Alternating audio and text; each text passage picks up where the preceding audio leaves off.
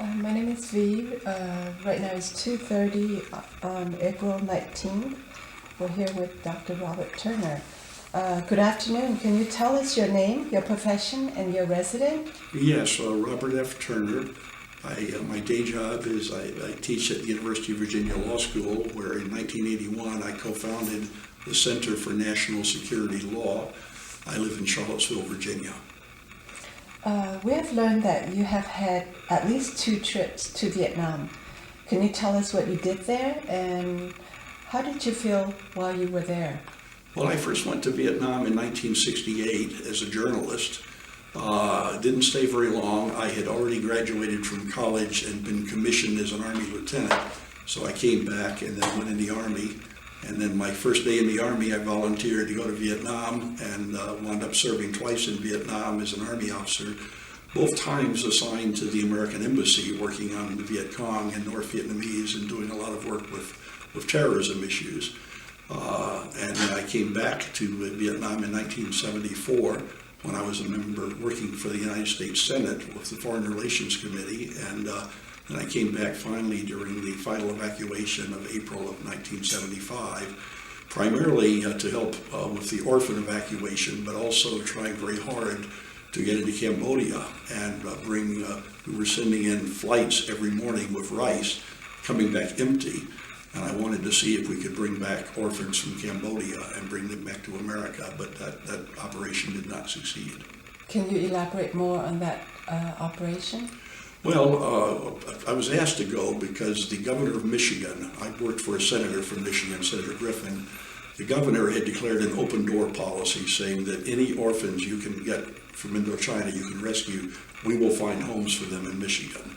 And the group that was organizing this wanted someone to go with them, and because I had worked with the embassy, I knew the ambassador well, I knew some South Vietnamese officials, so they asked me if I would go with them, and I did, and we started trying to help with the orphan evacuation, but I had been in Cambodia fairly extensively the previous year, and I knew the Khmer Rouge were going to start murdering people, and so I asked if I could get permission to go to Phnom Penh to explore the possibility of evacuating plane loads of orphans every day, and it took too long for the paperwork to process. Basically, Congress had placed a limit on the number of American government workers who could be in Vietnam or in Cambodia at one time, and for me to go in, somebody would have to leave. And so that never happened, and those children were probably among the roughly 1.7 million people who were killed by the Khmer Rouge. To your knowledge, do you know of any children from the orphans in Cambodia got out? I don't think so. None got out through what I was trying to do, and they killed so many different categories of people. If you had glasses, you were likely to be killed because that meant you could read and you were an intellectual. And the best source I've seen is the Yale University Cambodia Genocide Project, and their estimate was that more than 20% of the population of Cambodia died under Pol Pot, roughly 1.7 million people. It's a very painful memory because I was maybe in a position to spare a few hundred of them, and it didn't happen, and I was too late, and it's a very painful thought that I might have been able to do more, and it didn't happen. To your knowledge, did any of your friends rescue or bring any orphans from Vietnam? Not orphans. I had a number of friends who brought Vietnamese people out, and in fact I brought a Vietnamese woman out who I had worked with in the embassy. She was very able. She had a master's degree from the University of Michigan, and she would have been on their blood debt list, so I knew she would have been killed if we had left her. So I said she was my fiance and brought her out with me, and I brought the wife of another friend who worked for the embassy, and then I tried to go back, and they said it's all over. I came out on the 28th, and on the 29th I said, let me go back in, and they said, nobody's going in, they're just coming out now. And of course on the 30th were the last helicopter rescues. What do you think about the country of Vietnam and the people there as a whole? I think trying to stereotype any group is a mistake. I think any group you deal with, any religious group, any national group, cultural group, there are good and bad people. But as a group, I had great respect and affection for the Vietnamese people. I thought the country was absolutely beautiful. There were areas that reminded me of Hawaii, some of the beaches, and I thought that if we could just stop the war and give the people a little freedom and a little time, that Vietnam would be a very successful country, very much in the tradition of South Korea, which we helped a bit earlier. And I found a very interesting thing as I talked to American GI veterans. You find some that didn't like the Vietnamese and spoke poorly of them, and you found some that thought very highly of them. And it turns out that the American critics are almost always soldiers who didn't deal regularly with Vietnamese people. They lived on military bases. They would come off the military base and they would find prostitutes and pickpockets and money changers and, drug dealers. And I got to thinking, what would someone think of America if they came to America and were put on one of the main roads right outside one of our big military bases, where they would have the pool halls and the pawn shops and the prostitute, and this is, so it's, but the Americans that worked regularly with Vietnamese overwhelmingly had respect and affection for them. After the Vietnam War, when you came back to the U.S., did you have any difficulties? I think that from the beginning of time, soldiers who go to war and see people die bring back memories that they wish they didn't have. I think that overwhelmingly they learn to deal with that. They learn that when they wake up in the middle of the night having a nightmare, they get up and they have a drink of water and they find a dry place in the bed and they go back to sleep. And so I had the normal bad memories. I had one very bad experience of a little girl dying in my arms and I couldn't save her. And I still, have bad memories of that. But the memories that haunt me the most are from the end, are from the final evacuation and the knowledge. I had been writing articles in the New York Times. I'd been on national television saying, if we abandon these people, there will be a bloodbath. The communists had been keeping blood debt lists for years. It was part of their plan, and they had done the same thing in Hanoi. And so watching, on the one hand, the Vietnamese pleading, please help us. And in the orphan rescue effort, we would have parents come up and say, it's okay, we can stay behind, but please take her children. They were giving up their children to give them some chance at freedom and life. And then I would see the Americans who seemed so overjoyed the war was over, thinking everything's fine now and they've got human rights and peace. And they didn't have peace. They didn't have human rights. The human rights group Freedom House, one of the, in my view, the best in the world, has been doing an annual survey of freedom around the world for many years. And after the communists took over, Vietnam fell to the very bottom of their list. They used to, every year they would publish a little box that said the Dirty Dozen, the 12 worst regimes in the world for human rights, or they call it the worst of the worst. And Vietnam was always on that list. And it was just tragic, and yet Americans did not know that people were being sent off to re-education camps where many did not return. They were being sent off to new economic zones where many starved to death. Some were being executed. And it was back here. Well, it didn't happen because we didn't know about it, and it was a great tragedy. And so I feel a tremendous amount of emotion about the way we abandoned what was a very important and noble cause. And I hope someday the American people will realize what their government did. And it's too late to hold people accountable because most of the people who did this are now dead. But at least we should know what we did so it will never happen again.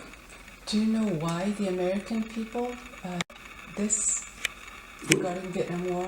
When we went to Vietnam, there was overwhelming support for what we were doing. We went to Vietnam for the same reason we went to war in Korea, or for that matter in World War II.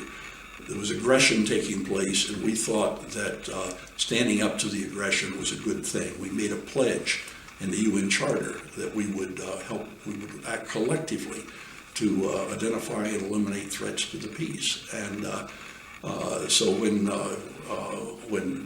Lyndon Johnson, President Johnson, first used force against North Vietnam in August of 1964, his popularity in the Gallup polls shot up 58%, a 30-point jump in approval. And the Gallup people said it was because of his firm action in Vietnam. And for years, Congress authorized the use of force in August of 1964 by a combined vote of 504 to 2. The two members who dissented were defeated in their next attempt for re-election. And for years, Congress appropriated millions and millions of dollars to support Vietnam, with maybe 3, 4, 5, 10 votes against it. It was overwhelming support. The problem was we did not understand about political warfare. Americans are sort of brought up to think that if you've got a military problem, you call the Pentagon. If you've got an economic problem, you go to the Treasury Department or Commerce. If it's political, go to the State Department. And the communists understood that, Lenin was brilliant at understanding struggle. And he understood that, like a large orchestra, you have your percussions and your stringed instruments and your brass and your woodwinds and so forth, and they all play together. And so in their eye, this struggle was in part armed struggle, part of military war, but it was also a political struggle, an economic struggle, a diplomatic struggle. And one of their most, many of their leaders have since the war said, we knew we couldn't beat the American military. They're the strongest military in the world. What we could do is tie them down and use propaganda to turn their people against the war. And so they had a campaign working through some very honest students and others who were just misinformed, and they were told that we were propping up a dictator and standing in the way of human rights and holding dissidents in tiger cages and so forth. And the charges were all false, but the government here did little to respond to them, and people began to start believing them. And then we had some tragedies. General Win Ngoc Loan, the Saigon police chief, a man of the highest reputation of courage, integrity, but during the Tet Offensive, he had a Viet Cong terrorist who had just killed the family of one of his police officers. And the man's arms were bound behind him, and he took out a .38 and shot him in the head. He executed him, and that showed on American TV, and everyone was offended. Well, you don't execute people who have their hands tied behind them. Of course, if you understand the emotion, what he did was wrong, but you have to understand the emotion he was dealing with then. We had My Lai. My Lai was actually worse than the newspapers reported. It was a horrible massacre, but it was the work of a small number of individuals. There were war crimes in Vietnam, but no more than in World War II or Korea or other wars. It does happen, but we tried hard to avoid it, and we prosecuted war criminals when we found out about them. But as all this went on, and the American people saw the photographs of My Lai, and they said, our soldiers really are monsters, like we've been told. We had Senator Kerry, now Secretary of State Kerry, who at the time had just come back from a very short trip to Vietnam and had run for Congress as a war supporter, as far as anyone could tell. And he was defeated. He wanted to be the next John Kennedy. And he thought that by going to Vietnam for a few months and riding around in a boat, he would be welcomed back as a hero. And when he found out the people of Massachusetts didn't think Vietnam was a very good war, he then found there was a very powerful anti-war movement. And so he rushed to the leadership of that, and he told Congress that 60 to 80% of American soldiers in Vietnam were stoned, that is, high on marijuana or other drugs, 24 hours a day. And that was a lie. And he said we were behaving like Genghis Khan, and that was a lie. But people said, this is a war hero. And he admits this, so obviously it must be true. So more and more Americans turned against the war. Another thing that hurt us were many Americans who supported the war from the beginning were angry at what they saw as the no-win strategy. Robert McNamara was thinking, oh, well, I'm so much smarter than these little people that don't even speak English. I will just turn the heat up and down until they do what I want. And it turned out our enemy were very brave and courageous and innovative soldiers, and they fought hard. And I think most of us had respect for their courage and anger at the atrocities they committed.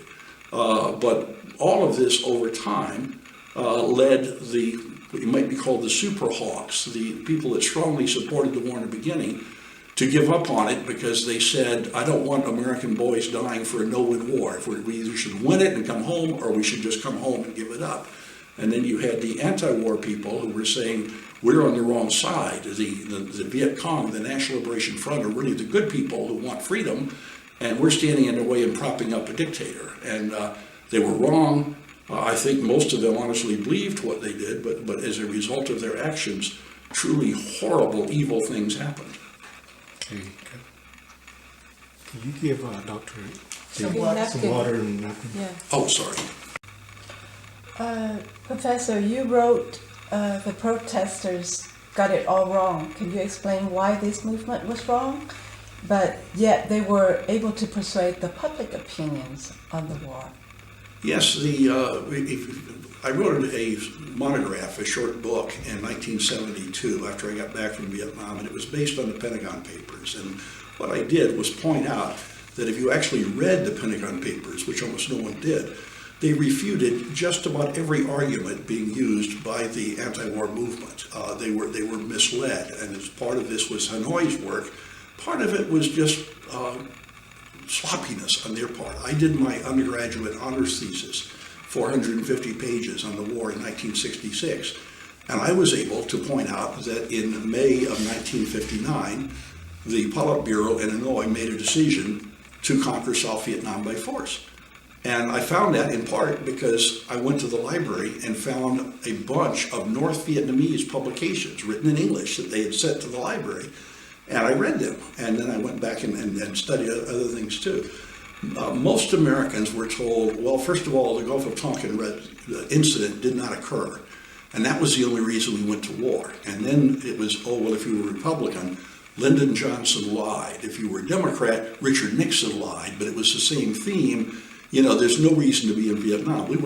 Since the war, Hanoi has repeatedly acknowledged that a decision was made on May 19th, 1959. I didn't know it was on Ho Chi Minh's birthday, but I had identified it to the month, to open the Ho Chi Minh Trail and start sending thousands of soldiers, weapons, supplies into South Vietnam to try to overthrow that country's government by force.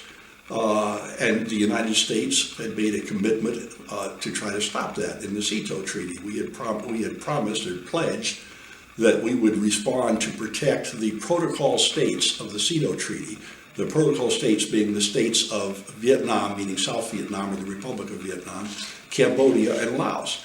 And so we, just as we had tried to do in Korea, we went to war to try to keep the South Vietnamese free, to stop the North Vietnamese from conquering them. But the American people did not understand that. Our government did not do a good job of explaining why we were there. And then they started hearing things like, even Dwight D. Eisenhower, our president, had admitted Ho Chi Minh would win a free election by 80% of the vote. It's not true. I actually wrote President Eisenhower in the mid-1960s and got a letter back saying, no, he is being misinterpreted. If you read just the sentence, what he said in his book, Mandate for Change, is that he had not spoken with anyone knowledgeable about Vietnamese affairs who did not agree that Ho Chi Minh would win 80% of the vote in an election against Bao Dai. Now, Bao Dai was the French puppet who lived on the Riviera surrounded by Vietnamese and French concubines, who would sign whatever the French put in front of him as long as they supported his lifestyle. And the Vietnamese people, for the most part, were not big fans of his. But in a competition between Ho Chi Minh and Ngo Dinh Diem, who later became president of South Vietnam, a very different result would have occurred, especially after 1954. Once the communists got power in North Vietnam, they began a land reform that was modeled after the Chinese land reform that had killed millions. And indeed, they brought in Chinese advisors and adopted Chinese slogans. And the purpose of this was to destroy the classes of people that would not accept communism. And so they would accuse someone of being a landlord and tell the lower landlords, you're okay, just help us with these big guys and you'll be fine. And then when they killed off those guys, they would have people's court trials where people would be encouraged to say, oh yes, he did bad things, and then the person would be executed. And then they adopted a shunning policy where people were prohibited from having any relations with their families, so their small children would die of starvation. It was a horrible policy, and it led to uprisings in parts of North Vietnam. Even in Nam province, where Ho Chi Minh had been born, there were protests. And Trong Chen, who had been the Secretary General of the Indochinese Communist Party, was forced to resign his position and make a public self-criticism. Well, word of this got down to South Vietnam, and something like 860,000 people in the north fled to the south.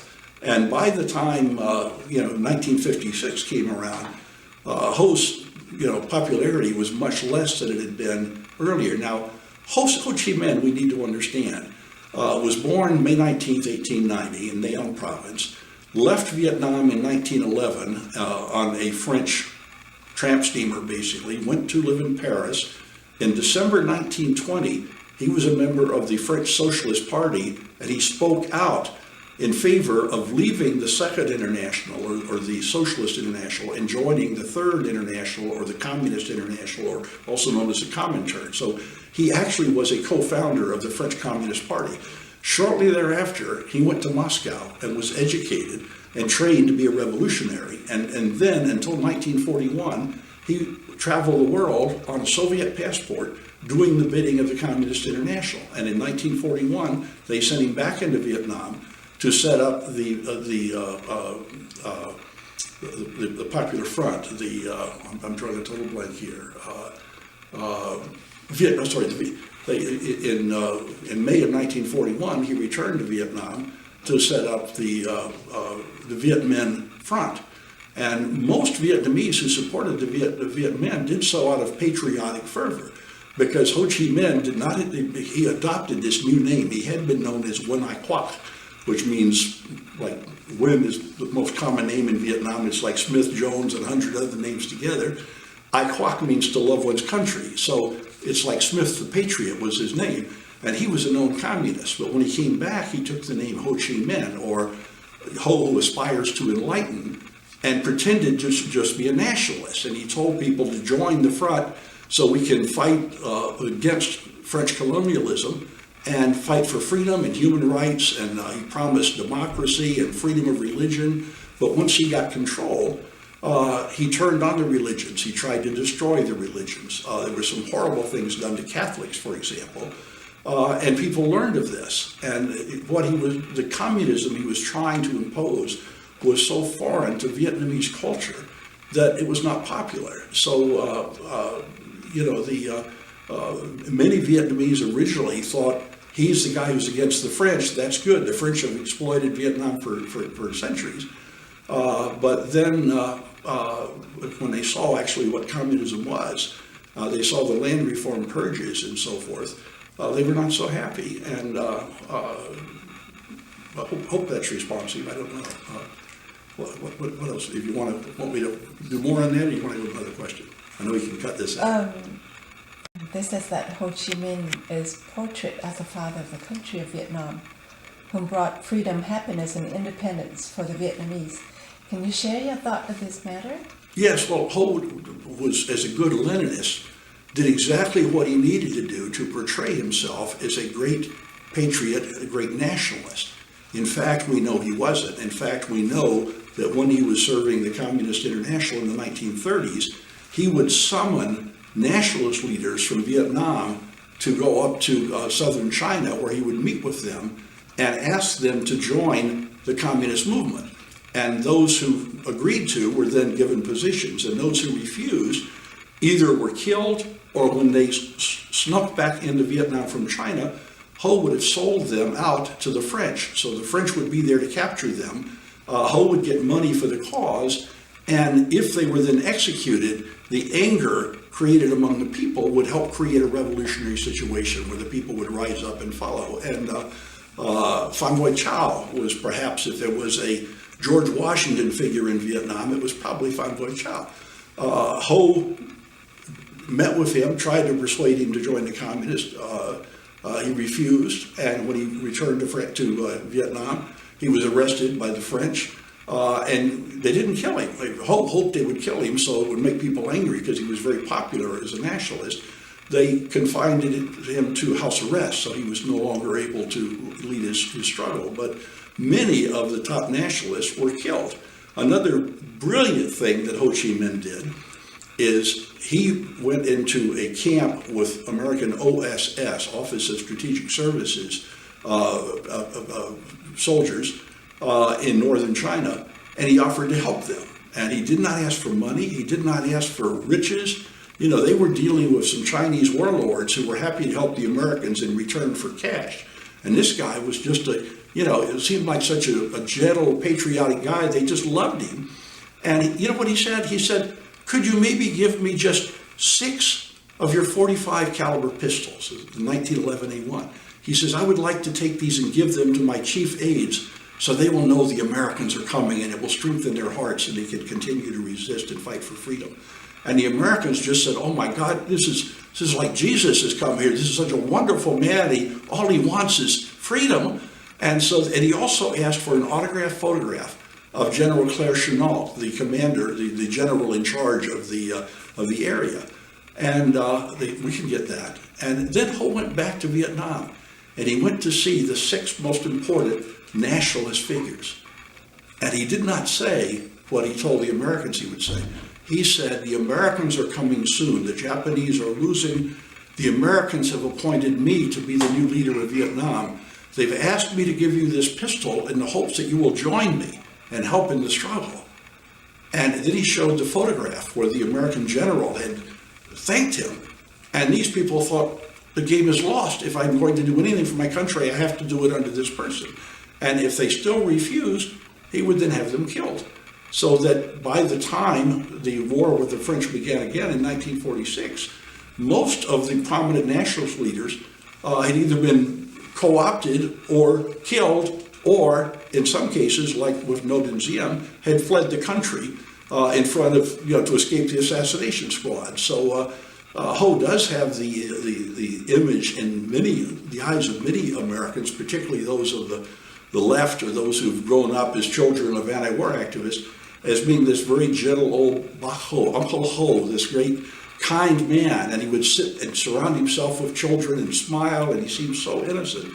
But in fact, he was a hardline Leninist who wanted to promote world revolution very openly and wanted to impose communism on the people of Vietnam, very much against their culture and their interests. So, I think he might fit more as the Benedict Arnold of Vietnam than the George Washington, but it's an easy myth to buy with all the nice photographs of this gentleman and so forth. And he was a wonderful propagandist. He totally deceived the American OSS unit in South China.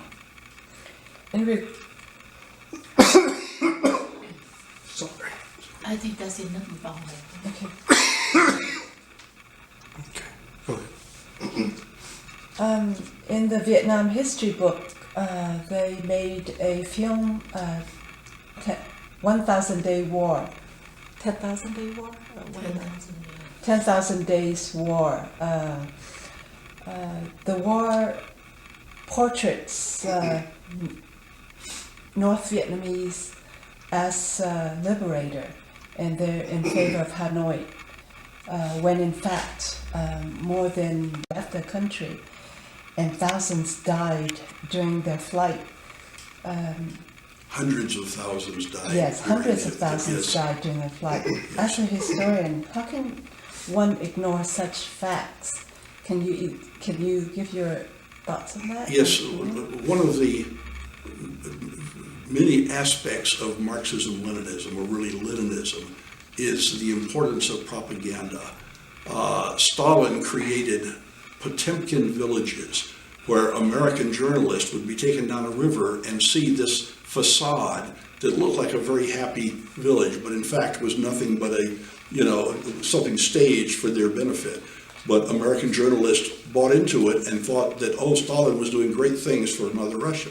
In the same way, the communists had a very active propaganda campaign, and an awful lot of Americans were very gullible. And, we know what happened. We know that the communists were horribly defeated during the Tet Offensive. The American press portrayed the Tet Offensive as a communist victory.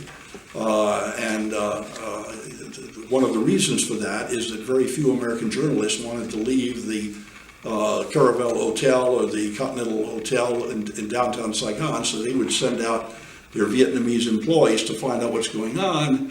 And lo and behold, it turned out a lot of those Vietnamese employees were in fact North Vietnamese agents. One of the most famous, and probably the most famous Vietnamese journalists working with Americans, Pham Xuan Han, turned out to be a North Vietnamese colonel who was there, pretending to be a neutral South Vietnamese journalist. He spoke excellent English. He had a lot of information. He retired as a general and was given very high medals for his work. And so the Americans heard the communists have taken the American embassy. In fact, they never got inside the embassy. They blew a hole in the wall surrounding the embassy, and a small sapper squad got in.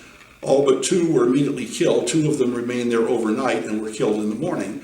But they never got inside the embassy building. But the American people were told that they had. And so then the American message was, oh, well, our government must have been lying to us. They're either totally incompetent and know not what's going on, or they're a bunch of liars, like the left says. And so they turned against the war. It was during the Tet Offensive that the percentage of Americans supporting the war and opposing the war shifted, so that after that a majority were opposed to the war.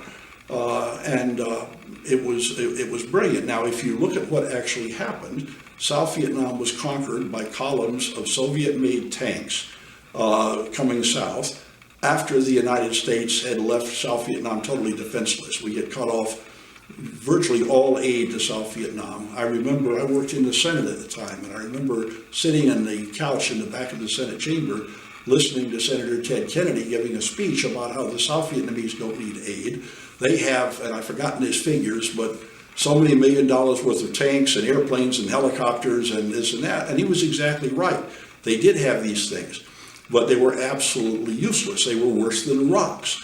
If you have a rock, you can throw it at your enemy. If you have a 50-ton tank and no fuel and no ammunition, you can't pick it up and throw it at someone, and you can't drive it, and you can't shoot it. It is absolute. You can hide behind it maybe, but this was all during the Arab oil embargo, where the price of gasoline and petroleum products skyrocketed, and yet we were cutting the aid to South Vietnam, so they didn't have ammunition, they didn't have fuel, they didn't have spare parts, they couldn't fly their airplanes or their helicopters, their artillery had very few rounds of ammunition, so they could not defend themselves. And in the end, they were just no match for the Chinese Soviet supported North Vietnamese army.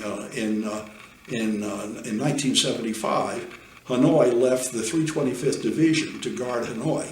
And they sent the entire rest of their army, including 22, I think, divisions into South Vietnam and others into Laos and Cambodia, to conquer those countries. It was every bit as much a conventional attack as when Hitler went into Poland or when Kim Il-sung went into South Korea in June 1950.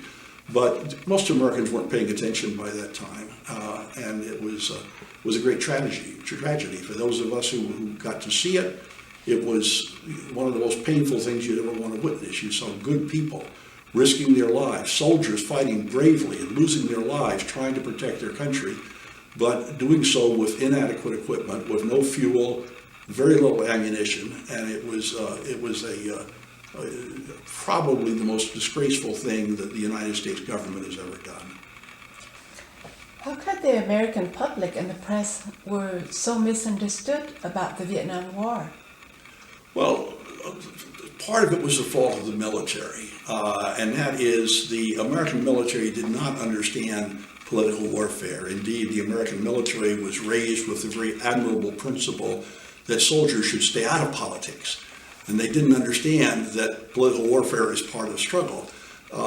So we would, instead of finding our very brightest and most articulate soldiers to brief the press, we would find the people who we had no other use for, like a sergeant, maybe he was too fat to, carry a pack, and put them in charge of, quote, babysitting the press. And they didn't always lie, but they often did not tell the full truth, because their attitude was, hey, this is not part of the war, why waste time with these people? And as a result, they built up some animosity where journalists felt they had not told the truth, and in many cases they were right. In other cases, they told what they thought to be the truth, and it turned out to be not fully correct, and the journalists assumed they had lied instead of just being incompetent.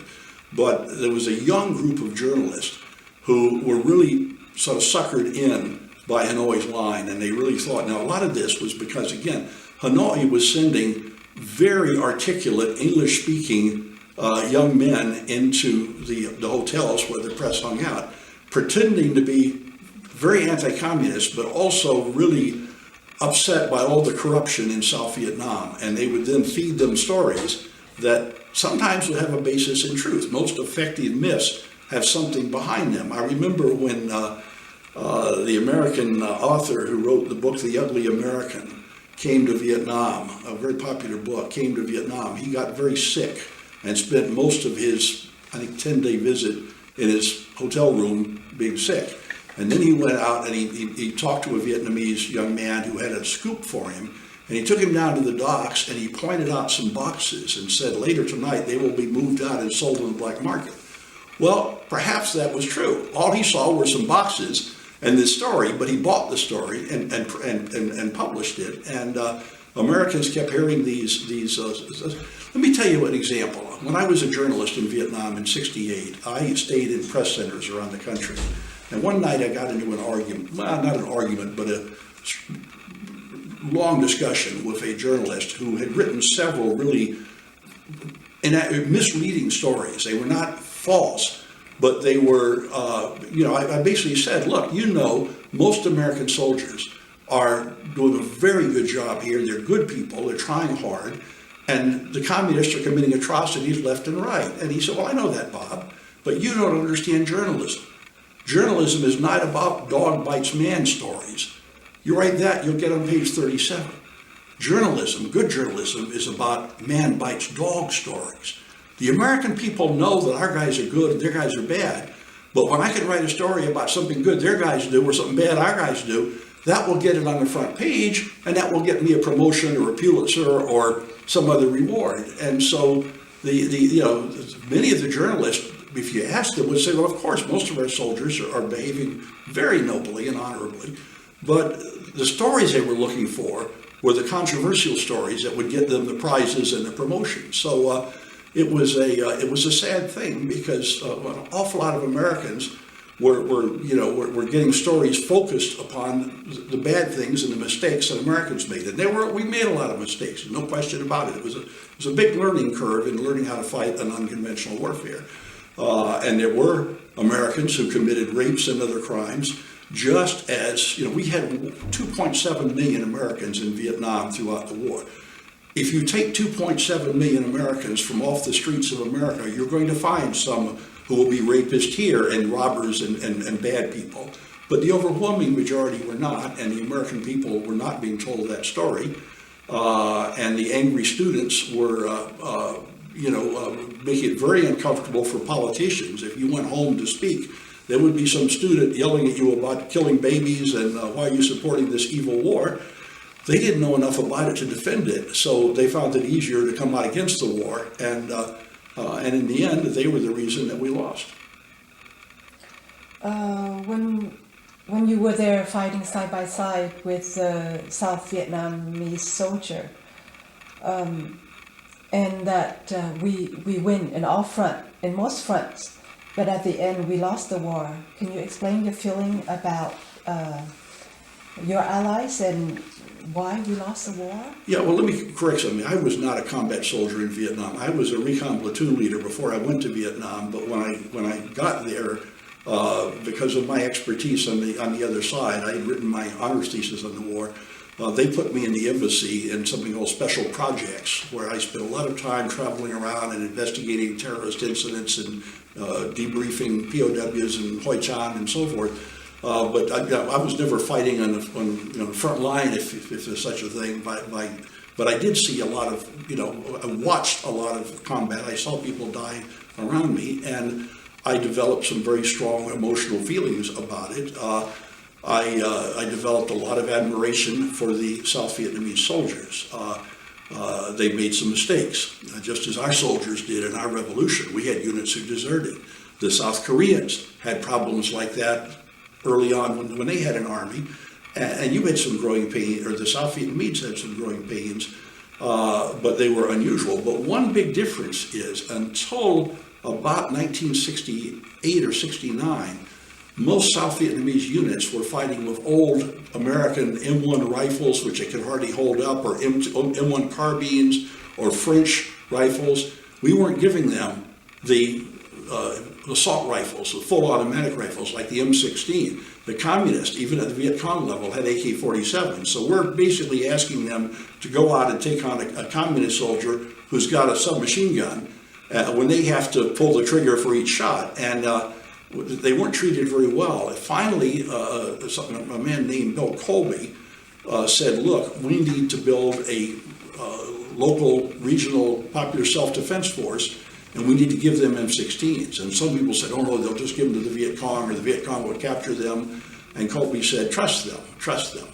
And we did, and they performed beautifully. And after the Tet Offensive, the communists suffered horribly in the Tet Offensive. I've seen the reports they were sending back to Hanoi prior to the offensive. And Hanoi probably believed that when they started the general uprising, the people of the villages would come out and support the communist soldiers. They didn't. When they started the revolution, the people locked their doors and just peered out the little crack in the door. And the communists were out there, the political cadres were saying, I'm the local, hamlet chief, for the party. Come on out and we will attack the garrison at the end of the road. And the people said, not me. And pretty soon there were some South Vietnamese or American tanks coming in. And this guy said, whoops, I've just outed myself. I have three choices. I fight and get killed, I go out into the jungle and have to live like a guerrilla, which is not my lifestyle, or I defect or get captured. And the VCI, the Viet Cong infrastructure, was largely compromised during Tet. The North Vietnamese and Viet Cong, for every American and South Vietnamese soldier killed during the Tet Offensive, the communists lost more than a dozen of their own forces. It was by any standard a terrible setback, and General Giap himself allegedly said that it was a horrible defeat militarily. But politically, it helped break the will of the American people because of the ways the American press, not because people were evil, they were just misinformed, portrayed it. And I watched over the years when I was back in 1970 and then back again for all of 71, and the difference in security was incredible. In 1968, I would not leave Saigon without a round in the chamber of some sort of a weapon. By 1971, maybe I'd have a 45 in my briefcase or something, but it was very little major action going on in the Delta, and the anxiety level was not 1/10 of what it had been, because the communists had been largely defeated. And then with the Cambodian incursion, which led to American students rioting all over the country and shutting down virtually every college, Cambodia was covered by the Gulf of Tonkin Resolution, the statute that Congress had approved by a 99.6% majority. And also, it was perfectly lawful to attack the enemy in Cambodia for the same reason that during World War II, President Roosevelt had sent the American military into North Africa to go after General Rommel. Rommel's panzer divisions went into North Africa. We sent George Patton and his armor division to stop them. And Congress didn't have to declare war against North Africa. So that's part of you fight the enemy where you find the enemy. But the American people turned against it, and but I watched how we were winning the war, and then I went back to Washington and actually worked in the Senate for the last year and a half of the war. And I listened as senator after senator with no understanding at all of what was going on said we have to cut off aid. And I spent 3 years at the Hoover Institution at Stanford University writing my first book on Vietnam, the first major English language history of Vietnamese communism. And I wrote many articles and gave many speeches. I went on national television saying if we abandon our commitments, there's going to be a bloodbath. And in fact, millions of people were killed and tens of millions of people lost any chance at freedom because in May of 1973, Congress passed a law saying that no money from the Treasury, no appropriated money from this or any other bill could be spent on combat operations by U.S. forces anywhere in North Vietnam, South Vietnam, Laos, or Cambodia. And that was the I don't know if you like boxing, but in boxing, when your fighter is being beaten up too badly, you pick up the towel and throw it into the ring. It's called throwing in the towel, and it means we give up. Well, Congress, at a time when we had won the war, when Hanoi was on the ropes, when after the Linebacker 2 bombing in December of '71, our POWs said one look in the eyes of any North Vietnamese,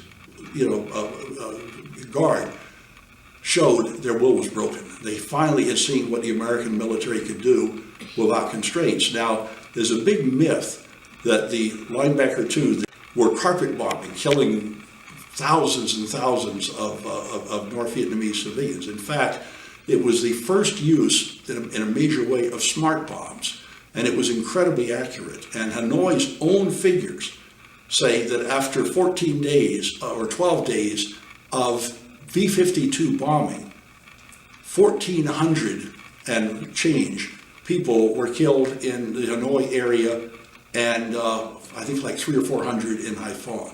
Nothing like the bombing casualties of World War II or other wars.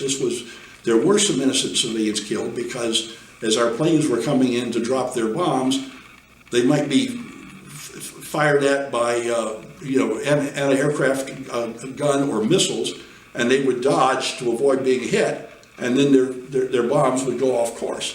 Or they would come in and there would be smoke coming up from an earlier attack, and their smart bombs wouldn't work because they can't see through the black smoke, and so the bomb would hit the wrong target. But it was an effort to be very careful and to avoid civilian casualties. But that's not the message that was passed down. Indeed, there were anti-war activists in Hanoi at the time who told the mayor to say that 20,000 people had been killed. But for some reason, he told the truth. I'm going to bring you back to the Hue massacre. Yes. We interviewed Mr. Lin Thanh, who was the deputy chief of police during Hue. He was a victim. His families were murdered in Hue. He was a witness. Right now, he's working on the international war crime lawsuit against the North Vietnamese communists. We would like to hear your opinions, and how do you want to see it happen with the war crimes regarding the Hue massacre and also the My Lai village? Yes, well, there's several things at work here. First of all, during the Tet Offensive, everywhere the communists attacked, which was most of South Vietnam, most of the major cities, they were driven out within a day or two. The one exception was Hue. Hue had been the old imperial capital that had many historic buildings, the citadel, and so forth. And so a decision was made they didn't want to do unnecessary damage to the city. So they sent in Marines and South Vietnamese soldiers to go house by house. And it took about a month to get the communists out. After they were thrown out, we learned what had happened. And one of the things that I learned when I worked in the embassy is the communist forces in the South were told to make blood debt lists, list of people who owed a debt of blood to the party, or ostensibly the people, but the party decided what was in the interest of the people. And these were people who were to be killed once the town or the area was captured. And in Hue, thousands of people were rounded up and killed. And in some cases, they would go into the home of, say, a police officer. They would kill him, they would kill his wife, they would kill his children, they would shoot the house pet, maybe a cat or dog, and then on the way out of the house, they would turn over the goldfish bowl. So almost ritualistically, they were killing every form of life there. I was not in Hue during Tet, but I did go back in the early 70s working for the embassy when they were digging up mass graves. And I watched as they were digging up bones of people with their arms tied behind their back, women, old men. These were not soldiers. And I talked to people about what went on. And the estimates are, I'm not sure there are accurate estimates, but the estimates are maybe 4,000 to 6,000 people in Hue were intentionally killed by the communists during that 30-day period. Now, as far as whether the people should be held accountable for war crimes, I'm a big believer in war crimes. I'm a big believer that if you want people to not behave badly, you must give them incentives to not behave badly, including prosecuting them when they commit war crimes. In fact, I wrote the first resolution ever approved by the American Bar Association calling for a war crimes trial back in 1991 for Saddam Hussein. My Lai, had I been on the court-martial, and I had full control, Lieutenant Cowley would not be alive today. I would have thrown the book at him. What he did and what his men did was absolutely inexcusable. We're not talking about doing atrocities against enemy soldiers. We're talking about young girls and old men and women and just murdering them. In my view, everyone involved in that should have been prosecuted and at least sent to prison, if not executed. In the same way, if there's a chance of holding the wrongdoers from Hanoi, the leaders are all dead now, so there's nothing you can do to Ho Chi Minh, Nguyen Van Giap, Vo Giap, or the other senior leaders. Les Duan's dead. I tend to think in these cases it's better to go after the senior decision makers than the soldiers who carry it out, although if the soldiers behave particularly brutally, I'm not against trying them as well. But I would love to see I'm less concerned right now, after all these decades, about holding individuals accountable as I am about telling the story and letting the world know what happened, so that hopefully it won't happen again. And so, if nothing else, an International War Crimes Tribunal might document the reality of what happened and help people. We make so many mistakes. Santayana said, those who refuse to learn from history are condemned to repeat it. Well, the worst thing than not learning from history is learning the wrong lessons from history. And people who think we were defeated militarily in Vietnam, we didn't lose a single major battle in the war. We were defeated politically and at home instead of in Vietnam, and we need to understand that. People say, you can't win this kind of war. We showed we can win this kind of war. It's hard, it takes a lot of sacrifice, but it can be done, and we need to stop learning the wrong lessons and to understand what the real lessons are. Dr. Turner, you have the death list with you. Can you elaborate more on that? Yes, I don't recall seeing this one before, but I saw numerous similar documents from South Vietnam when Americans would capture enemy soldiers or overrun an enemy position that had documents. If it had any political content, it was copied and sent to my office, the North Vietnam Viet Cong Affairs office. That was part of the embassy, and so I saw these things with regularity, and I also saw messages coming down telling the VC cadre to make lists of all the people in your area who owe a blood debt to, quote, the people, which they mean, of course, the party, and those people were to be dealt with severely, often using synonyms for assassination, murder, what have you, and the Hue Massacre was exactly the result of that. And in fact, this appears to be the list they had that actually gives the names and locations of the class enemies they wanted to kill, and many of whom were killed. This was one of the reasons that when I came back and was a fellow at the Hoover Institution at Stanford. I wrote a lot of articles and gave speeches and went on national television saying, do not assume that if we cut off aid, peace is going to return to Indochina. And indeed, we now know that more people died in the first 3 years throughout Indochina after, quote, liberation, after the communists won, than were killed in the previous 14 years of war. It's a tragic thing. And the human consequences of our decision to abandon our treaty commitments, our commitments by statute, the John F. Kennedy's beautiful inaugural address where he pledged to support any friend, oppose any foe for the cause of freedom. This was a pledge to the world that America was going to defend the victims of communism, and yet Congress, led by some fairly junior members who had just been elected in 1972, took great joy in cutting off aid and keeping the South Vietnamese from having the fuel, the ammunition, the spare parts to defend themselves, and they allowed the communists to take over. And if we look at the human cost, I focus particularly on Cambodia because I spent a lot of time there in 1974, and it was just a beautiful country, very peaceful country.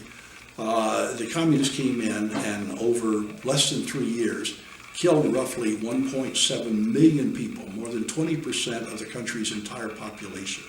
There was an article in National Geographic Today that discussed the tours you can now take of the killing fields. And they said that bullets were too scarce to be used. So to get rid of small children, they would pick them up by their legs and bash them against trees till they stopped quivering. That's what the American government did to the people of Cambodia. There was no need for it, no excuse for it. In South Vietnam, people who had worked for the government were sent to re-education camps where they were abused horribly and many died. Many were executed.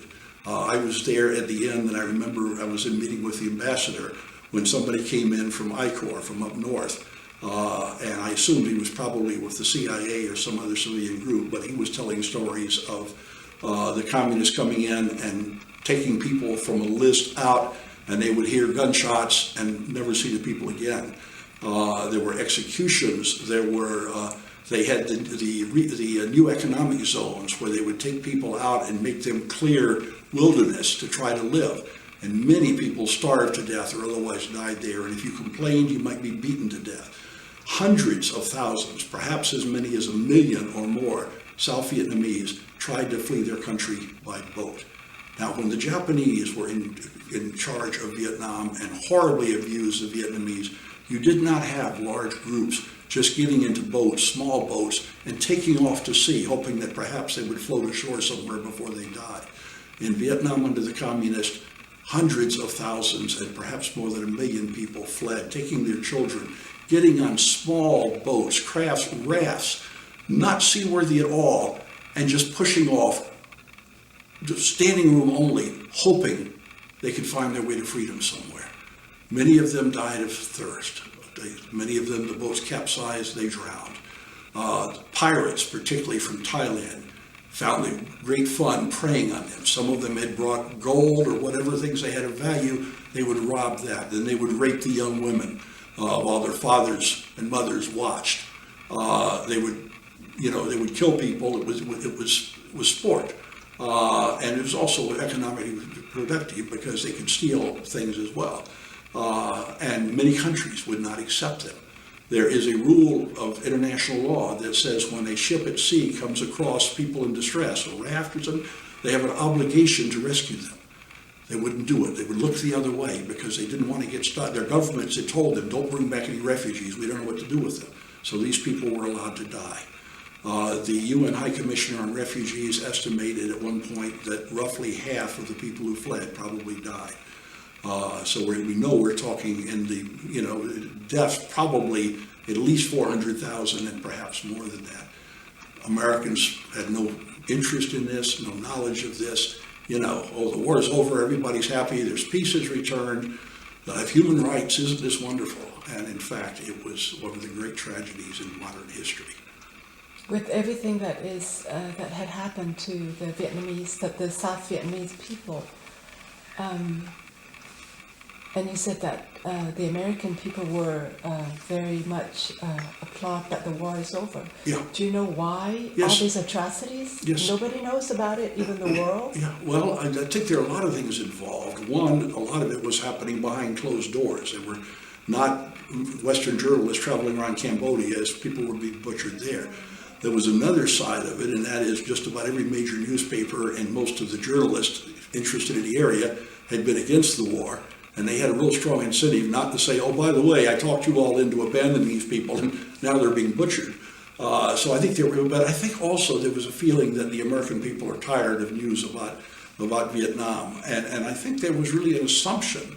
A lot of people said it, and I assume they believed it, that as soon as the communists were allowed to liberate South Vietnam, that the people would run out and welcome them and cheer, and everybody would be happy, and they would then live in peace and have human rights. And it was a failure to understand Leninism. And if anybody does not understand what Leninism was all about, they should read the Black Book of Communism, which was published by Harvard University Press. It's a big, thick book written by and edited by some French intellectuals who were very left. Some were former communists, but they decided to study and try to identify all the people, not by name, but by countries, all the people that were killed because of communism in the 20th century. And they came up concluding that 80 to 100 million people lost their lives because of international communism. And yet I still find American professors who are sad that, the Soviet Empire fell. It's ignorance. These are not bad people. They're people that honestly bought the myth that the liberation was to promote, an independent South Vietnam with human rights and so forth. And it is shameful that intelligent Americans were deceived that easily.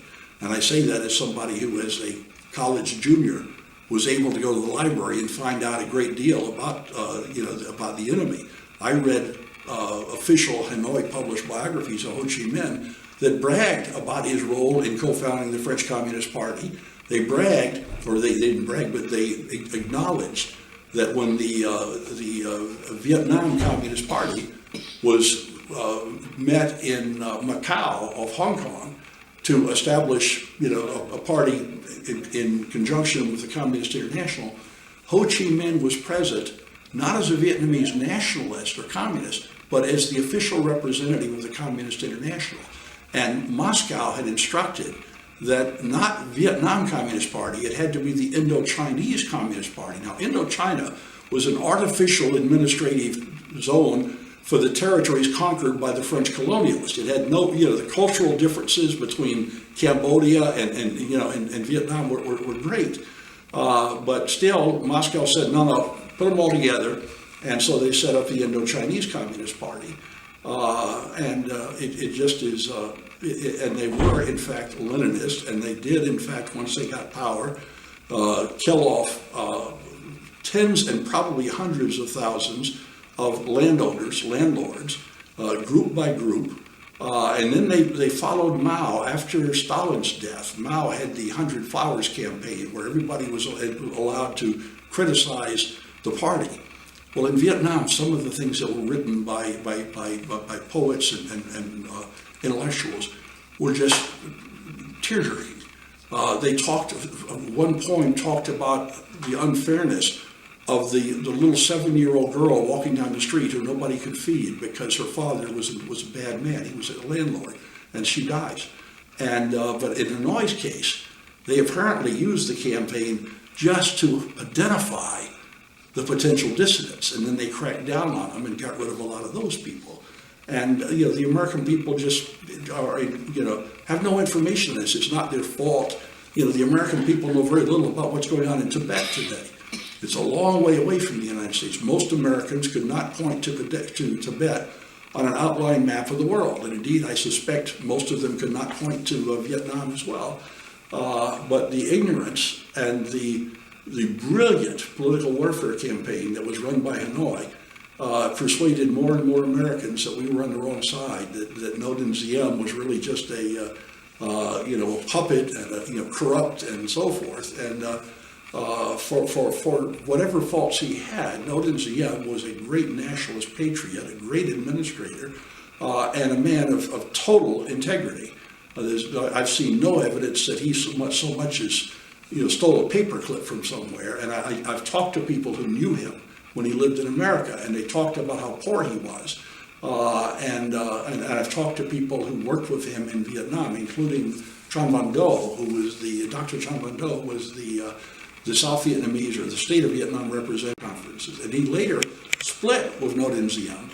And yet he told me over dinner, he said, oh no, he was a great patriot, a man of tremendous integrity, of honor, and I respected him tremendously, even though I disagreed with some of the decisions he made. I remember driving back from Kinh Hoa province, from Mito, late one night. It was about getting dark, with Bui Khong Thong, who was had been the chief of culture, education, propaganda, and training in what the communists called Binh Tre province. We're coming back from Binh Tre, the city, and we called it Kinh Hoa province in the day. But just making conversation, I asked him, I said, what did you think of Diem? And he said, we senior communists, that he was the equivalent of a colonel on the political side, and he said, we senior communists put him in the same camp as Ho Chi Minh, as a great Vietnamese patriot. But because he would not accept the party's leadership, we had to try to destroy him in the eyes of the people. And so we spread propaganda that he was an American puppet and so forth. But in fact, he was a great man. And when we heard on the radio that he had been killed, we said, this must be some sort of a trick. The Americans cannot be so foolish as to allow anything to happen to Ngo Dinh Diem. I knew Frederick Nolting, who was the U.S. ambassador to Vietnam in the late 1950s and early 1960s.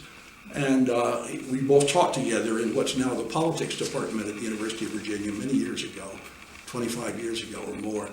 And Fritz knew Diem well and just thought the world of him. He said, Bob, he had a horrible a job ahead of him with all sorts of problems, but this was a man of great intelligence, a man who loved his country, a man of patriotic fervor, a strong nationalist, and perhaps his biggest flaw in the eyes of many Americans is he would not be just a guy who took American orders. American diplomats were used to some third world countries that were receiving our aid.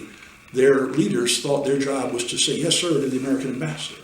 Well, Ngo Dinh Diem said, I am the elected leader of my country, and I will make the decisions, but I welcome your advice. Well, many of the early fights he had that ultimately led to the American inspired coup were because he was resisting what we knew was right for Vietnam. And one of the issues was, we said, you are going to face a Korean-style invasion across the 17th parallel. You need a big American-style army with lots of artillery and tanks and dependent upon POL and ammunition and so forth. And Diem said, no, I think I'm going to face a guerrilla war.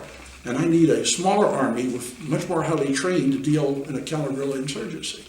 Well, guess what? History shows he was exactly right. It was not until 1975 that we had the cross-border invasion, and by then it was just too late. But so I and many, Philip Douillet, one of the top French authorities on Vietnam, referred to Vietnam, to Ho Chi Minh, Ngo Dinh Diem's integrity, his confidence, how he had originally worked for the French briefly when they promised him he would be able to do good things for his people.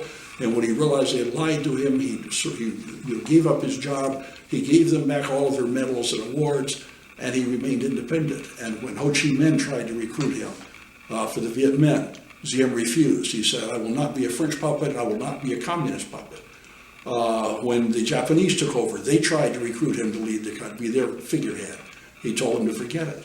After he refused Ho Chi Minh, Ho put out a contract on him and tried to have him assassinated. And to save his life, he fled to the United States, where he lived in a Maryknoll seminary for a while. And I had the great pleasure of knowing a man who had lived there with him. And he said he was so poor he had to bum cigarettes. You know, he could have sold out his country and made a fortune. He wouldn't do it. And in the end, because Henry Cabot Lodge, our very I'm not sure what word to use, but elitist ambassador, could not stand the idea of this little foreigner not saluting him and taking orders. He played a major role in having him killed and promoting the coup that almost lost the war. It led to instability and a whole series of generals playing musical chairs. And it was just sad because, Lodge was a run for vice president under Barry Goldwater in 1964. He was a politician. And Fritz Nolte, on the other hand, was a career foreign service officer who had spent a life serving his country, and he really understood Vietnam. And he, another person who used to come speak to my Vietnam seminar regularly, was Bill Colby, the former Saigon station chief for the CIA in the late 1950s, who later came back and ran the CORDS program, and then went on. He headed the Asia Department of CIA and later was director of the Central Intelligence Agency. And he too shared the view that Diem was a great man and that it was just an absolutely stupid decision to allow anything to happen to him. But first of all, we are a democracy. We are trying to help another democracy defend their freedom. You don't do that by killing their elected president. It's just not a moral thing to do. It's also not a prudentially wise thing to do because you want to work with other countries, and if their leaders know, oh, by the way, if the Americans don't like you, they will have you killed. This is what we ought to be standing for is the rule of law. The idea that the people of a country are the source of the sovereignty of the country. They get to choose their leaders, and their leaders get to lead. Now, if we don't agree with where they want to go, we don't have to help them.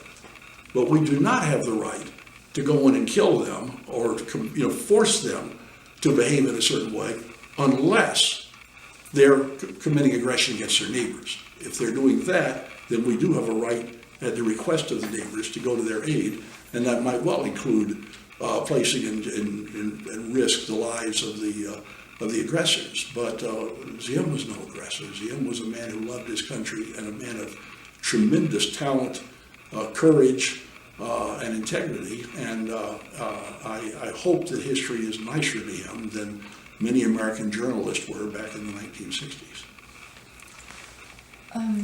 7 letters that Ho Chi Minh wrote to President Truman in 1945 and 1946, asking for aid to fight against the French. Can you explain why America did not help Ho Chi Minh then? Yes, I was not aware of those letters. I just seen copies of them today. But Ho was a good Leninist. Now remember, Ho had helped co-found the French Communist Party. He had spent 30 years as an agent of the Communist International, traveling around the world on a Soviet passport. When he came back to Vietnam in May of 1941, he dropped the name Nguyen Ai Quoc and became Ho Chi Minh. But we had intelligence information saying, hey, this is the same guy. This guy's the old Comintern guy. And there's no way we were going to support him, to allow communism to take over Vietnam. Now, we did oppose French colonialism. During World War II, President Roosevelt repeatedly said that France had exploited Vietnam horribly, and that after the war, Vietnam should be put under some sort of an international trusteeship until they could, have democracy and free elections and so forth. And that really upset the French and also the British, who wanted their old colonies back too. But that was the American position. We, after all, were a country that became independent through a revolution against a colonial power. So if it had not been Ho Chi Minh, if it had been Ngo Dinh or any of a number of other people who had wanted our assistance, we might well have covertly provided assistance. But there was no way we were going to put the communists in charge in Vietnam. Now, to be honest, there was a big debate within the United States government on whether Ho Chi Minh was really Nguyen Ai Quoc or not. And people asked him, somebody said, do you know what happened to Nguyen Ai Quoc? He says, well, you better ask him, not me, I don't know. And then he said that under my leadership, Vietnam would be neutral like Switzerland. But in fact, as we now know, and as party histories have consistently told us, he was a dedicated communist at that time. So, he had succeeded in beautifully deceiving the OSS the predecessors to the CIA in South China. He played them like somebody might play a greenhorn in a card game or something. They just so much wanted to believe this message he was sending about, I just want peace and freedom for my people. And in fact, he got them to give him things that would have been more valuable than $10 million in terms of being able to pressure his nationalist opposition to give in and join him, because he convinced them, the Americans, had anointed him to be the new leader of free Vietnam. And indeed, on September 2nd, 1945, when he declared the independence of Vietnam, his Declaration of Independence began by quoting Thomas Jefferson. We hold these truths to be self-evident that all men are created equal and so forth. And OSS officers in American uniforms were there saluting as the jets flew over.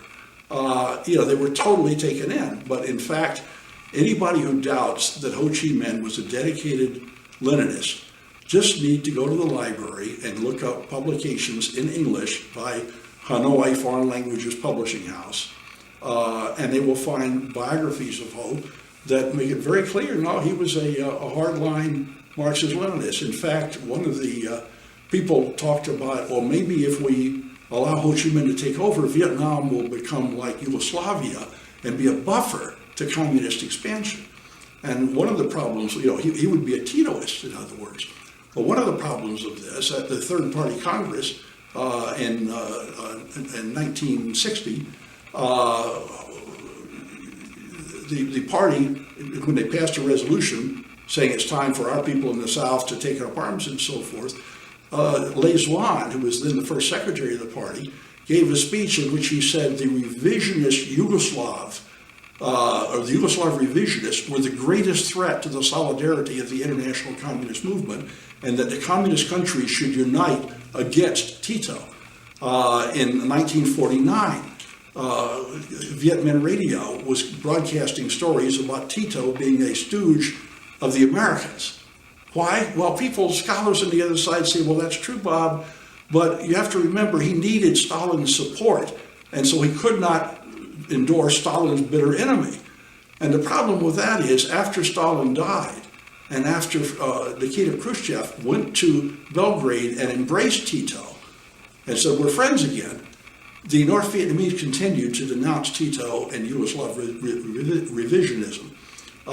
So the idea they were going to be, and they also said that it is precisely Chairman Mao who has carried forward the teachings of the great Lenin about armed struggle, armed revolution. In other words, the Soviet Union under Khrushchev and China under Mao, they had many disputes, but a big one was, is a time ripe for armed struggle around the world? Should we be supporting revolutionary movements?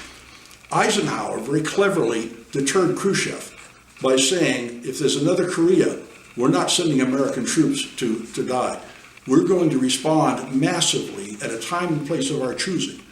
Ergo, we've got a lot of nuclear weapons.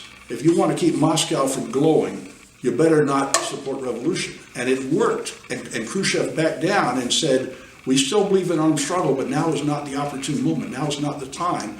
We must use other means, political struggle, diplomatic, and so forth, to try to make conditions right where someday we can go to this. Well, Mao said, that's silly. We can still use armed struggle. Yes, the Americans, the imperialists, appear to be very, very fierce, very powerful, but in reality, they're but paper tigers. Why?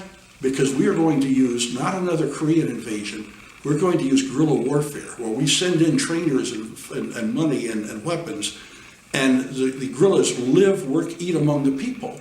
And you can't drop nuclear bombs on guerrillas without killing 100 innocent civilians in the process. The Americans won't do that. So Eisenhower's nuclear threat is useless in this case. And Vietnam became the test of that. And indeed, Lin Pao, the vice chair of the Central Committee of the Chinese Communist Party, said that Vietnam is the great testing ground to see whether American counterinsurgency can stop people's war. Once we are victorious, the people of the third world will all see that what the Vietnamese people can do, they can do. and thus we will have many Vietnams all around the world. Che Guevara, the military mind behind Fidel Castro, said in a speech in Cuba that the battlefields of Vietnam will determine the outcome of the struggle for the revolutionary struggle in the Americas.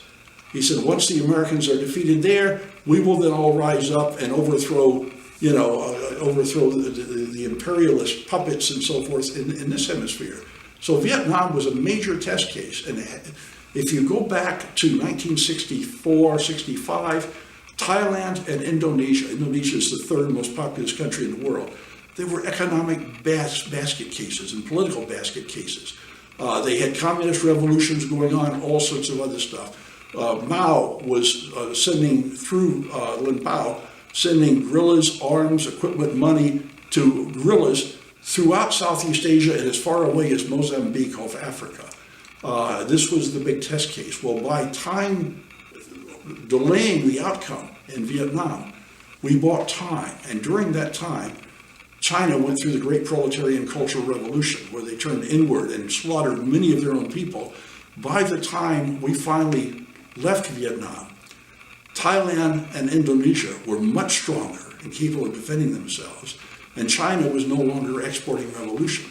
So those who say we should have just walked away in 1964 fail to understand that probably would have led to the fall of Thailand, Indonesia, and other countries in the area, and would have inspired revolutionary movements in Africa, Latin America, and elsewhere.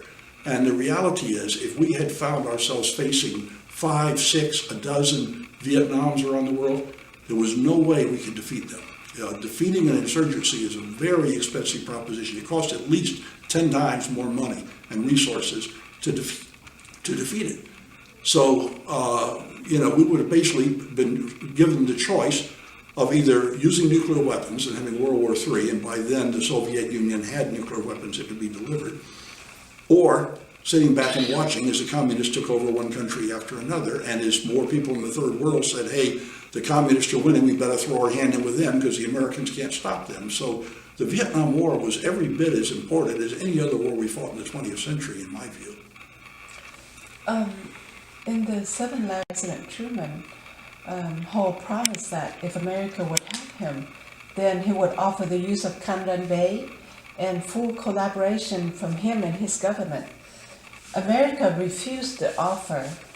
He then later condemned the South Vietnamese government, who had ties with the U.S., and stated that the South was America's puppet and were traitors to his people. Could you make a comment on this matter? Well, obviously, he sounds like he's willing to make a bargain with us, but as a good Leninist, he was dedicated to communism. What he was trying to do was to buy us off and make promises until he could get control and then say, whoops, I lied, or, oh, I've changed my mind, or whatever. So if you want to understand Leninism and compromise, Lenin wrote a wonderful little pamphlet, a little short book, back, I want to say in 1918, called Left-Wing Communism, an Infantile Disorder.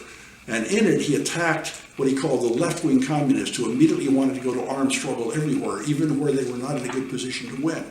And he said the communist who is unwilling to maneuver, to make temporary compromises, even with unreliable partners, in order to postpone armed struggle and to improve our situation, are useless. And indeed, at one point, Mao used the same metaphor, and he said they are of less value than water buffalo excrement, because at least that could be used for fertilizer.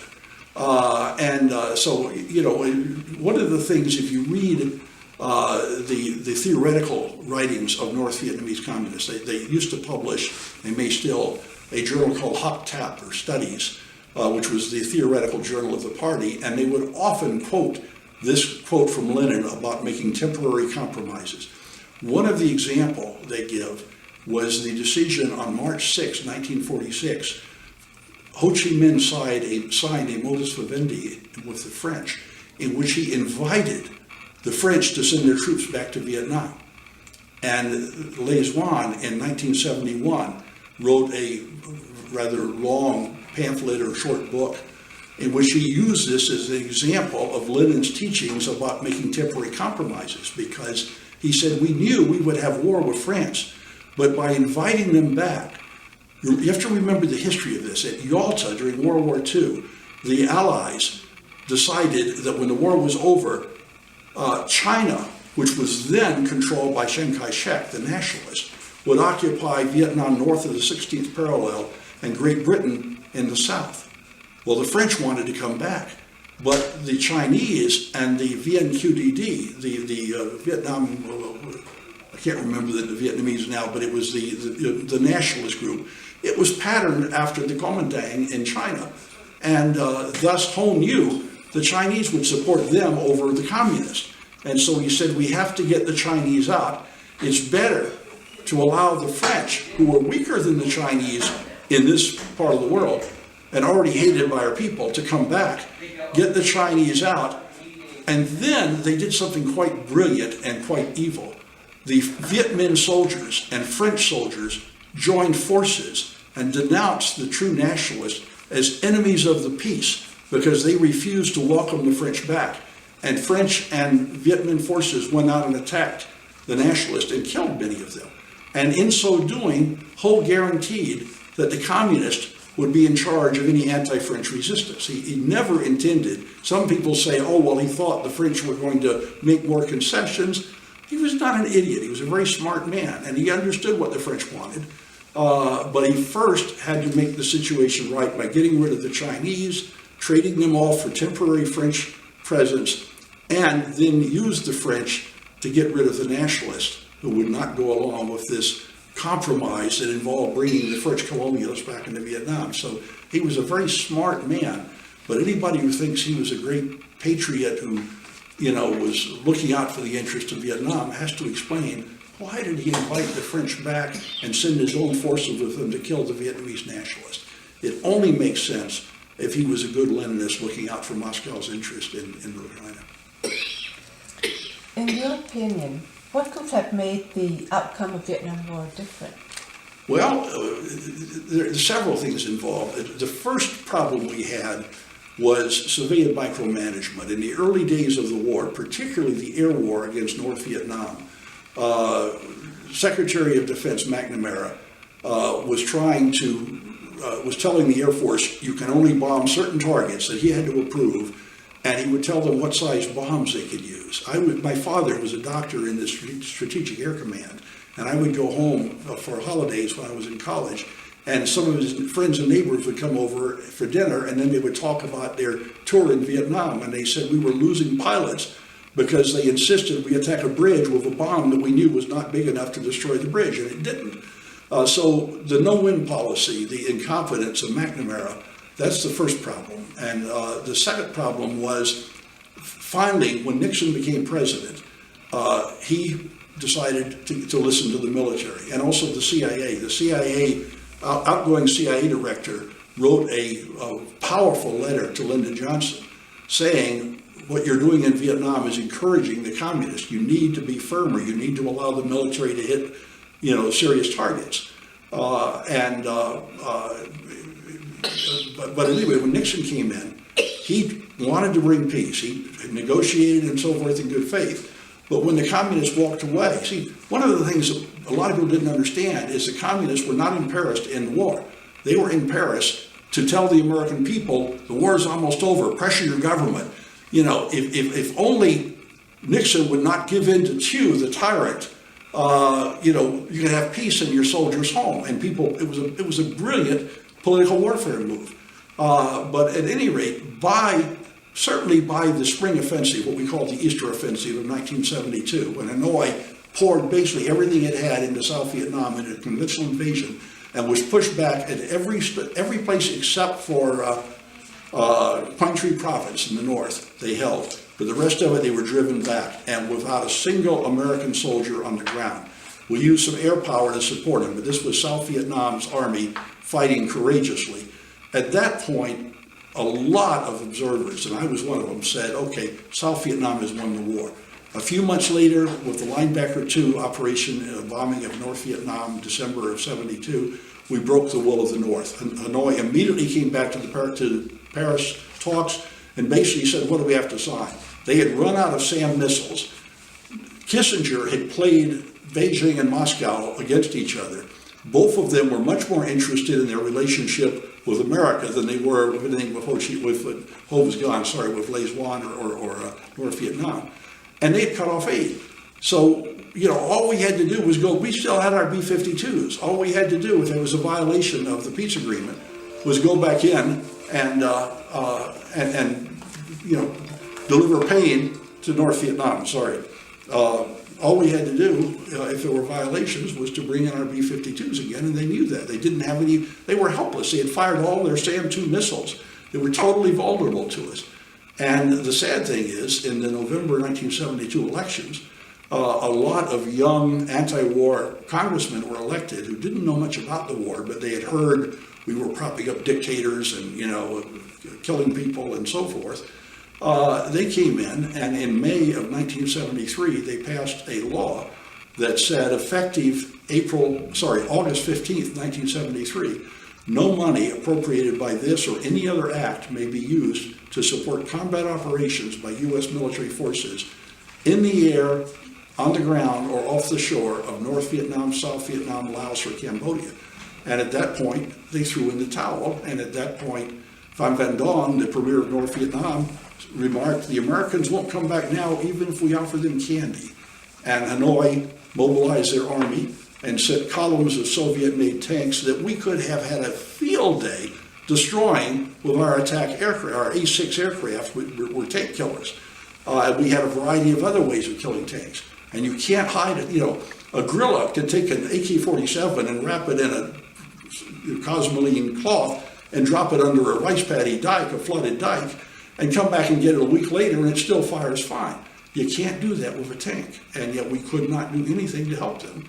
And so basically, despite our promises in the UN Charter, despite our promises in the CETO Treaty, despite our statutory pledge to help these people, in the end, Congress made it illegal for us to do that. Now, it's another issue, but as someone who spent much of his life working on constitutional law, I think it was an unconstitutional statute. I don't think Congress had that power, but that's not what we're here to talk about today. But at any rate, and one of the interesting things I observed working in the Senate in those final years is that the polls showed the American people were still divided on the war. But our mail and the delegations that came to see us from our state were 90-some-odd% against the war. And what it turned out was that people who were basically satisfied with the war mostly weren't writing letters, or they were writing Nixon and saying, attaboy, keep it up. And those that were unhappy were writing their congressman. And so if you judge public opinion by the mail and the visits we got from constituents, 90-some-odd% of the American people were against the war, and politicians wanted to get reelected, perhaps above all else, and they said, hey, I don't know enough about this war to defend it. It's more popular to be against it. I'm going to vote against it, and so they voted with the majority, and they basically voted to dishonor the pledge that we had repeatedly made, a pledge we made when we ratified the UN Charter in 1945. To act collectively against threats to the peace, a threat we made with one Senate dissenting vote in February 1955, when the U.S. consented to when the Senate consented to the ratification of the CETO Treaty. Then in August of 1964, and the Gulf of Tonkin incident, the first one, August 2, did occur, and Bowen Jap told Robert McNamara that when he visited Hanoi. So this is not, besides that, we had photographs of the attack boats, so we had photographs of at least one hole in the superstructure of one of our ships. So this was not a myth, it was not a lie, it was not set up. But at any rate, after that, Congress, with 2 dissenting votes, 504-2, passed a statute saying the U.S. considers the security of Southeast Asia vital to our interests and consistent with the Constitution and our obligations under the CETO Treaty. The President is authorized to use force as he determines necessary to protect any of the protocol states. Ironically, the statute did not say Vietnam in the operative part. It said the protocol states of the CETO Treaty. And again, those were South Vietnam, Laos, and Cambodia. So when South Vietnam asked for our help, We went to help them under a statute. Today we would call that an AUMF, an authorization for the use of military force. Every bit as constitutional as a formal declaration of war. And when we went into Cambodia, fully consistent with the authorization Congress had given the president. But nobody knew that. And the government, for some reason, if maybe people didn't remember, should have said, hey guys, Congress authorized this country and start attacking you. You can defend yourself against them, just as we did in North Africa in World War II. And in France, we sent troops into France to drive out the Germans. Congress never declared war against France. It was part of the war. But it's ignorance can be very painful, and in this case, it created just a horrible tragedy that cost millions of lives and cost tens of millions of good people their freedom. And it's very important that the American people someday understand this. Go ahead and answer. Yeah, Okay. people often ask why did some South Vietnamese support the Viet Cong? And a major reason for that was because of Viet Cong terrorism. If you helped the South Vietnamese government, if you were a very effective village chief or an educator, or you worked in a malaria eradication team, you might think, who cares about that? Well, activities like that build goodwill for the government, and it helps undermine a revolutionary situation. So the communists would come in and murder, execute the school teachers, the doctors, the malaria eradication teams, particularly good or bad village chiefs. What they would tell the hamlet chiefs and village chiefs is, if you basically don't do your job, we'll let you live. But if you do anything that really builds goodwill for the government, you will be killed, just like the guy we just killed last week, your predecessor. It was very effective. They would go into villages and say, either you support us or you will be killed. If your son joined the military. I remember one of the investigations I was involved in Hue in the early 1970s, as we were digging up bodies, was a little old lady, a little old woman, very poor. We found her, arms bound. I'm going to be able to sync this. I need to get out of here fairly quick, but anyway. An example in Hue, right after in 1971, I think it was early, they were digging up bodies from the Tet Offensive, and we found the remains, and one of her neighbors identified her by her sandals. Otherwise, it was just bones and rope that tied her arms behind her back, and we couldn't figure out why she was killed. Because she was a peasant woman who made a living support. Her husband had been killed in the first Indochina War, and she made a living by collecting driftwood and selling it as firewood. And we couldn't figure it out, and finally one of her neighbors said the VC came to her and told her her son was a private in the airborne, and that if he didn't get out, she would be killed. And see, they would not kill you if your son was a private in the Army, in the Arvin, and he was a draftee. You know, it's not his fault. But if he joined Special Forces, Airborne, Black Panthers, any of the elite units, or was an officer or a higher rank, the family would be killed. And this coercion, this threat was horrible. I remember once going down we were down in the Delta, and we got word that there'd been a terrorist incident. We drove over immediately, and we found that about 3 a.m, the VC had opened the door of a hooch and, using a full automatic AK-47, killed a little old lady, an elderly woman. And no note, no nothing, no indication. She was not politically active. Couldn't figure it out. And finally, the very popular elected hamlet chief, a young man, told us, yes, there was a note. They killed her because her daughter was dating me. And I hid the note because I was afraid my girlfriend would hate me for this. But that kind of thing, where they come in and kill people, small children butchered to tell their parents, don't work with the government, and so forth. So, but what really tells you is when the communists came in during Tet, the people didn't come out and embrace them and say, yes, let's liberate. They hid in their houses, and they waited for the government to come get rid of the communists. And throughout the war, we had thousands and thousands of communist soldiers, Viet Cong and North Vietnamese, rallied to the government side through the Chu Hoi program or Hoi Chan. And I spent a lot of time talking with them, trying to, especially if they were in the North, I wanted to find out more about what had happened during the land reform, for example.